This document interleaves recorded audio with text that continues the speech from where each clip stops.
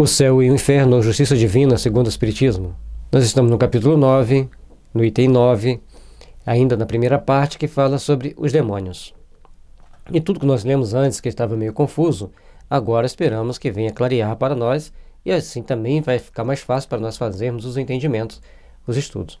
Esta doutrina suscita várias objeções. Se Satã e os demônios eram anjos, eles eram perfeitos. Como sendo perfeitos, puderam falir ao ponto de desconhecer a autoridade desse Deus, em cuja presença se encontravam? Ainda se tivessem logrado uma tal eminência, gradualmente depois de haver percorrido a escala da perfeição, poderiam conhecer um triste retrocesso. Não, porém, de modo que, porque nulos apresentam, isto é, perfeitos de origem. Se foi criado perfeito, vai ser perfeito. Se ele seguir uma escala evolutiva, ele pode cair, conforme está escrito ali. Mas se ele cai, não vai ficar eternamente caído no mal. Se ele cai, ele vai ter momentos de reflexão dele parar para pensar: o que eu estou fazendo aqui? Qual o caminho eu devo seguir? Que horizontes novos eu devo procurar começar a desvendar ao longo da minha existência? Porque somente trabalhando essas energias íntimas para o seu crescimento, para o seu fortalecimento, é que ele vai começar então a ter um novo norte, a ter um novo horizonte, a ter um novo despertar. Todos nós, ao longo da nossa existência, ao longo da nossa caminhada, precisamos aprender a ter esse novo norte, esse novo despertar, essa nova oportunidade de nos fazermos melhores. Somos espíritos imortais, filhos de Deus, que caminhamos para a luz, que caminhamos absolutamente para a presença do amor. Mas todas as vezes que tomamos atitudes de rebeldia, nós estamos mostrando a nossa infantilidade, e a infantilidade nos leva a regredir em alguns pontos, mas depois a gente volta a crescer. Então, a queda não era de um anjo perfeito, era de um espírito. Como nós que estamos aqui na Terra, já detendo alguns conhecimentos, já dispondo de algumas tecnologias, íamos para um planeta muito infeliz, tal qual a Terra há 2.000 anos atrás, há 3.000 anos atrás. E aí a gente vai chegar lá, vai contar uma história muito bonita, que ele era um anjo diante de Deus, porque a arrogância das pessoas não se deixam abater tão facilmente. O espírito chega lá e começa a querer contar uma história, e vai achar quem acredite, e assim vai seguindo aquele caminho. A conclusão é esta: Deus quis criar seres perfeitos, porquanto os favorecera com todos os dons, mas enganou-se. Logo, segundo a igreja, Deus não é infalível. Deus se enganar? Nós tentamos colocar Deus como sendo um de nós. Nós tentamos colocar Deus como sendo seres tão imperfeitos como nós.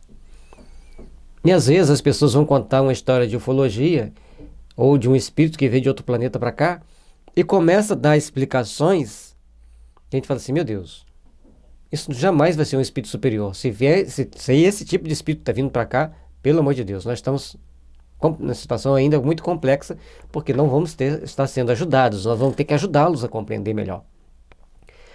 Portanto, nós temos que estar sempre atento em conhecimentos, em informações úteis, importantes, necessárias ao nosso processo evolutivo. Esta doutrina monstruosa e corroborada por Moisés, quanto diz na Gênesis, capítulo 6, versículos 6 e 7, ele se arrependeu de haver criado o homem na terra e, penetrado da mais íntima dor, disse: exterminarei a criação da face da terra, exterminarei tudo, desde o homem aos animais, desde os que rastejam sobre a terra até os pássaros do céu, porque me arrependo de os ter criado. Espera aí. Alto lá. Vamos parar para pensar. Deus se arrepender da sua obra, de ter criado o homem, os animais, as plantas, só não destruiu os peixes, que encheu tudo d'água. Mas assim mesmo, coitados, na hora que esvaziou, que encheu, choveu, encheu. Na hora que esvaziou, aqueles coitados peixes que estavam fora da área do leito do mar, ficaram em terras raras. E o que eles tinham a ver com isso? Moisés mostra que um Deus vingativo, tal qual a índole dele era naquele momento, tal qual as pessoas eram naquele momento. E, profundo conhecedor da psicologia humana, ele sabia que tinha que colocar um ser bravo, enérgico, para naquele momento, pelo temor, ele contornar aquele povo. Então, existem duas situações distintas. Uma de um ser sábio que conhece a alma humana e coloca para eles ali um limite. Aqui é o limite. E, por outro lado, uma pessoa que expressa aquele sentimento que ele carrega consigo para o povo. São duas situações que nós temos que repensar, nós temos que rever para ver de que lado era.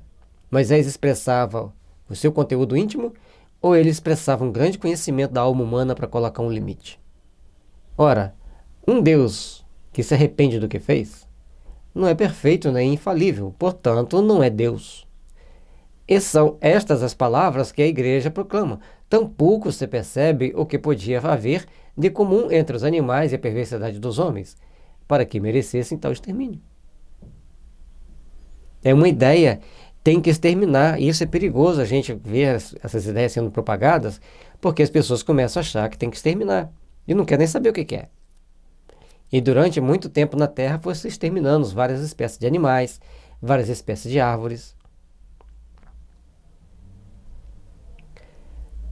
Segunda, pois que nem a igreja, nem os sagrados anais explicam a causa da rebelião dos anjos para com Deus, e apenas dão uma problemática quase certa, a relutância no reconhecimento da futura missão de Jesus, do Cristo. Que valor, perguntamos, que valor pode ter quando não o quadro tão preciso e detalhado da cena então ocorrente? Só porque o Espírito não concordou que vinha Jesus com a missão humana, ele ia ser taxado como um demônio? Quem o crucificou, então, era todo mundo demônio reencarnado? Pensemos melhor na forma da gente crer, na forma da gente divulgar os conhecimentos. Mas vamos continuar nosso estudo.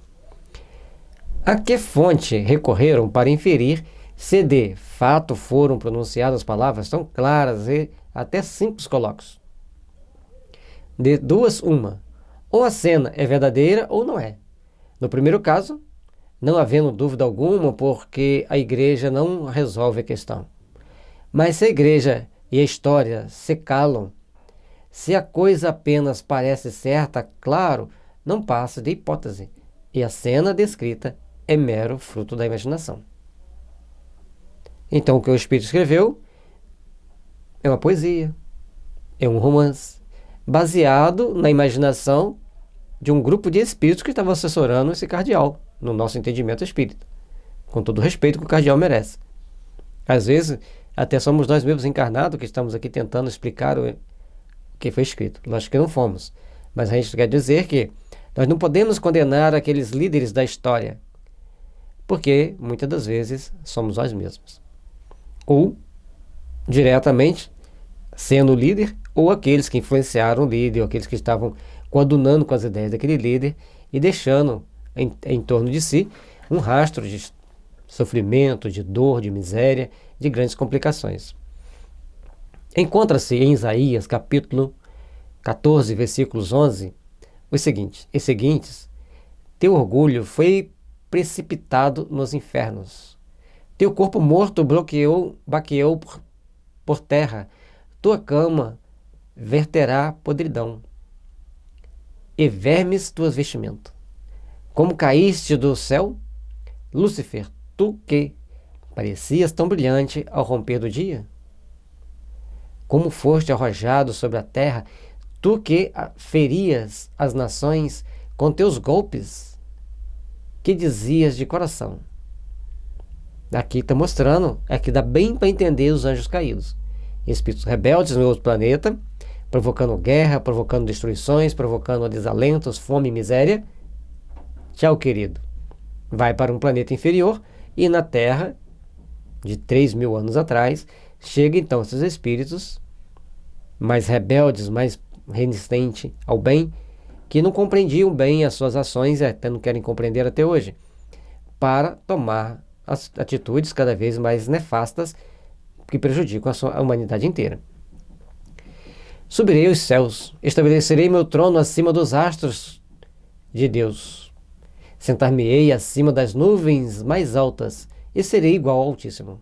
E todavia foste precipitado dessa glória no inferno, até o mais fundo dos abismos. Os que te virem aproximando-se, encarar-te-ão dizendo. Ou seja, no momento em que Lúcifer faz esse pronunciamento, ele mostra que ele era um espírito bem infantil. Porque acima das nuvens não está Deus. Deus está muito além das nuvens. Está no centro da galáxia, segundo Rochester. Então, começamos então a entender, por outros ângulos, que não era um espírito assim tão elevado. Porque senão ele saberia. Deus está no infinito, eu quero também ir para o infinito. Mas para o infinito ele não poderia ir, porque ele está imantado à Terra pelo seu padrão vibratório. Então ele quer pelo menos ficar em cima das nuvens. E a gente, quando é criança, fica assim, seria interessante andar sobre as nuvens? Como que as nuvens são feitas? Aí quando a gente entende que as nuvens são de gases, que a gente não tem como andar lá, a gente pensa assim, se a gente desdobrar para andar lá em espírito. Aí o Miramês, no livro Iniciação à Viagem Astral, nos esclarece que é muito perigoso, porque ela é cheia de cargas elétricas, não é para qualquer um andar ali, pode tomar um choque. Ou seja, à medida que nós vamos avançando, nós vamos adquirindo conhecimento, nós vamos tomando entendimento de valores da alma, de valores que nos impulsionarão para um norte, para um patamar de entendimento superior, para um patamar de entendimento das realidades sublimes da vida. Será este o homem que turbou a terra, que enterrou seus remos, que fez do mundo um deserto, que destruiu cidades e reteve acorrentadas os que se lhes entregaram prisioneiros? Estas palavras do profeta não se revelam à volta dos anjos. São, sim, uma alusão ao orgulho e à queda do rei da Babilônia, que retinha os judeus em cativeiro, como atestam os últimos versículos.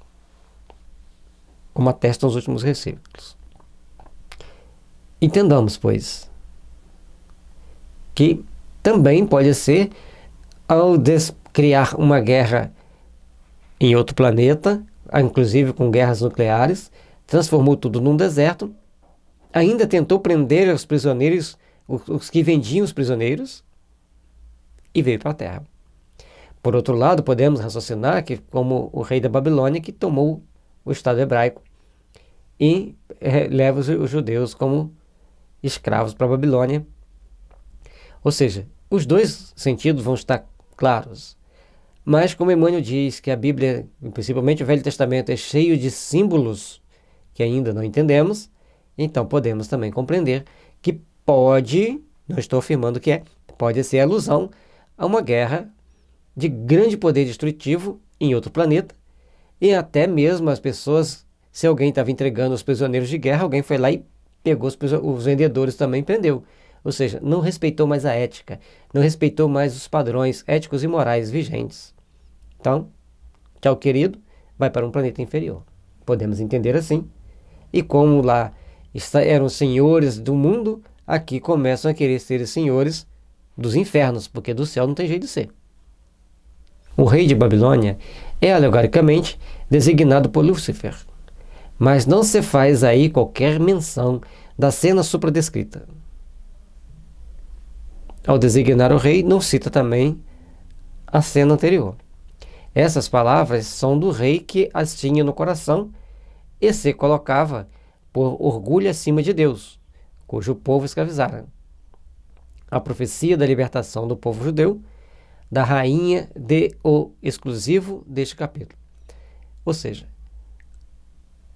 o rei da Babilônia não citou aquelas palavras, não está registrada lá. Ele tinha no coração, pelas atitudes que ele tomava, pelas ações que ele agia, de escravizar, subjugar aquele povo.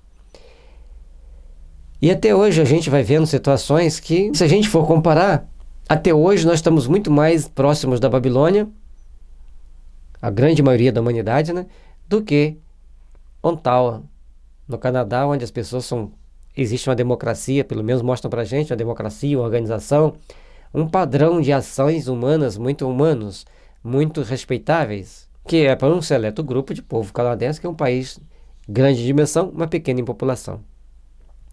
Por isso, nós temos que começar a repensar, a redimensionar muito o nosso entendimento. Onde nós queremos estar na próxima encarnação? No Chad ou no Canadá? As escolhas nós fazemos hoje. À medida que nós vamos tomando atitudes rebeldes, vou até dar uma coladinha aqui no livro. Então, quando a gente não sabe superar as atitudes rebeldes, as fascinações, começamos a criar certas dificuldades e criamos empecilhos para nós mesmos. Com isso, criamos muitos problemas para a nossa evolução. O livro Momentos de Consciência, da Joana de Ângeles, vai nos ajudar a entender melhor essas consciências atormentadas pelo crime, atormentadas pela dor. Terceira, as palavras atribuídas a Lúcifer revelam uma ignorância admirável num arcanjo que, por sua natureza e grau atingido, não deve participar quanto à organização do universo dos erros e dos prejuízos que os homens têm professado, até serem pela ciência esclarecidos.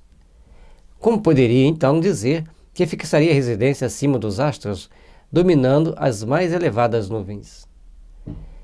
É como nós dissemos antes, Kardec já faz a refutação aqui. Se ele era tão conhecedor do universo, como queria estar acima das nuvens e essas nuvens estariam nos astros, acima dos astros? Ou seja, mostra que ele estava sendo ingênuo, que ele estava sendo um pseudo-sábio. Alguém que quer falar que algo que está fora do seu conhecimento, que está fora do seu alcance. Portanto, ao entender coisas que hoje a ciência demonstra para nós claramente que as nuvens estão muito baixas, porque elas estão dentro da atmosfera da Terra e o universo, os astros estão muito, muito além da Terra. Portanto, era um ser ingênuo, mentiroso, que queria convencer algumas pessoas a acreditar que ele era um Deus. Pura arrogância, pura vaidade. É sempre a velha crença da Terra como centro do universo, do céu como que formado por nuvens, estendendo-se às estrelas, e da limitada região destas que a astronomia nos mostra disseminadas no infinito espaço. As estrelas não estão próximas à Terra, coladas numa abóbada azul. Elas estão disseminadas ao infinito, no infinito espaço. Mostra que o coitado do espírito era apenas um arrogante, pseudo-sábio, que queria manipular pessoas, contar uma história bonita para enganar a muitos. E provavelmente deve ter conseguido. E tentar fazer as pessoas acreditar que a Terra e o céu estavam envolvidos por essa nuvem e que um pouco acima das nuvens estavam os astros. Fora do padrão, né?